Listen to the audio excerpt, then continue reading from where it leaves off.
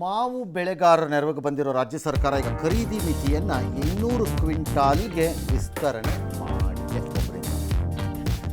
ಗ್ರಾಮ ಪಂಚಾಯಿತಿಯೊಬ್ಬರ ಸದಸ್ಯೆ ಪತಿ ಕೊಲೆ ಪ್ರಕರಣದಲ್ಲಿ ಹೊಸದುರ್ಗ ಕಾಂಗ್ರೆಸ್ ಶಾಸಕ ಗೋವಿಂದಪ್ಪ ಅವರ ಕಾರ್ ಚಾಲಕನನ್ನು ಪೊಲೀಸರು ಬಂಧಿಸಿದ್ದಾರೆ. ಯಶವಂತ್ ಚಾಲಕ.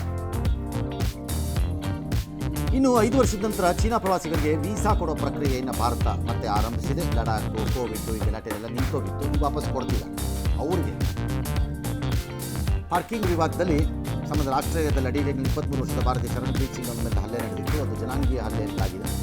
ಒಬ್ಬರನ್ನು ಬಂಧಿಸಿದ್ದಾರೆ, ಇನ್ನು ಉಳಿದವರಿಗೆ ಶೋಧ ನಡೆದಿದೆ. ಶಿವಲಿಂಗವನ್ನು ತಮ್ಮ ವರ ಅಂದರೆ ಪತಿ ಎಂದು ಸ್ವೀಕಾರ ಮಾಡಿ 4 ಯುವತಿಯರು ಮದುವೆಯಾಗಿದ್ದಾರೆ ಶಾಸ್ತ್ರೋಕ್ತವಾಗಿಯಂತೆ ಸಾಂಪ್ರದಾಯಿಕವಾಗಿ. ಆ ಮೂಲಕ ಅವರ ಆಜೀವ ಬ್ರಹ್ಮಚರ್ಯದ ಪ್ರತಿಜ್ಞೆಯನ್ನು ಕೂಡ ಮಾಡಿದ್ದಾರೆ. ಬಲ್ದೋಟ ಕಾರ್ಖಾನೆಯಿಂದ ಕೆರೆ ಒತ್ತುವರಿ ಸಂಬಂಧ ಕೊಪ್ಪಳ ಜಿಲ್ಲಾಡಳಿತದ ವಿರುದ್ಧ ಬಸಾಪುರ ಗ್ರಾಮಸ್ಥರ ಆಕ್ರೋಶ ಹೊರಹಾಕಿ ಜಾನುವಾರುಗಳಿಗೆ ಕುಡಿಯೋಕ್ಕೆ ನೀರಿಲ್ಲ, ಇದೇನಿದು ನಿಮ್ಮ ವ್ಯವಹಾರ ಅಂತ ಅಂದುಬಿಟ್ಟು ಕೆರೆಗೆ ಸುತ್ತಲೂ ಕಾಂಪೌಂಡ್ ಹಾಕಿದ್ರಂತೆ. ಹೆಂಗೆ ಹಾಕ್ತಾರೆ ಕೆರೆಗೆ ಕಾಂಪೌಂಡ್ ಅನ್ನೋರು? ಮಾರ್ಬಿಟ್ರ ಸರ್ಕಾರದವ್ರು ಏನಾದರೂ?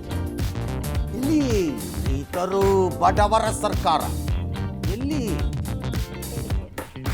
ನಾನಾ ಪಟೇಕರ್ ವಿರುದ್ಧ ಮೀಟು ಆರೋಪ ಮಾಡಿದ್ದ ಅದರ ಬಾಲಿವುಡ್ ನಟಿ ತನುಶ್ರೀ ದತ್ತ ಇದಳು ಇನ್ಸ್ಟಾಗ್ರಾಮ್ ಯಾವುದೋ ಪೋಸ್ಟ್ ಹಾಕೊಂಡು ನನಗೆ ನನ್ನ ಮನೆಯಲ್ಲೇ ಕಿರ್ಕೊಳಕ್ಕೆ ಕೊಡ್ತಿದ್ದಾರೆ, ರಕ್ಷಿಸಿ ಕೊಡ್ತಿದ್ದಾರೆ. ಕೇರಳದ ಮಾಜಿ ಮುಖ್ಯಮಂತ್ರಿ ಮಾರ್ಕ್ಸ್ವಾದಿ ಅಚ್ಯುತಾನಂದನ್ ಅವರ ಅಂತ್ಯಕ್ರಿಯೆ ಇವತ್ತು ನಡೀತು. ತುಂಬ ಜನ ವಿದಾಯವನ್ನು ಹೇಳಿದ್ದಾರೆ. ಡಿಸೆಂಬರ್ನಲ್ಲಿ ಡಿಕೆಶಿ ಸಿಎಂ ಆಗ್ತಾರೆ, ರಕ್ತದಲ್ಲಿ ಬರ್ಕೊಡ್ತೀನಿ ಅಂತ ಶಾಸಕ ಶಿವಗಂಗಾ ಹೇಳಿದ್ದಲ್ಲ, ಈಗ ಉಲ್ಟಾ ಹೊಡಬಿಟ್ಟಿರುತ್ತೆ. ಏನಂತ? 5 ವರ್ಷನೂ ಡಿಸೆಂಬರ್ ಇರುತ್ತೆ, ಯಾವಾಗ ಬೇಕಾದ್ರೂ ಬದಲಾವಣೆ ಹಾಕ್ಬೋದು. ಇದೇ ಡಿಸೆಂಬರ್ ಅಂತ ಹೇಳಿಲ್ಲ ಅಂದರೆ ಯಾವನ್ರಿ ಅವ್ನು ನಿಮ್ಮನ್ನು MLA ಮಾಡಿದವನು?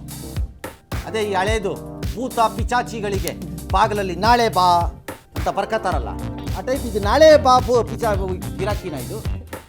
ಮೋಸ್ಟ್ಲಿ ಈ ಶಾಸಕ ನಾಳೆ ಬಾ ಗಿರಾಕಿ. ಓ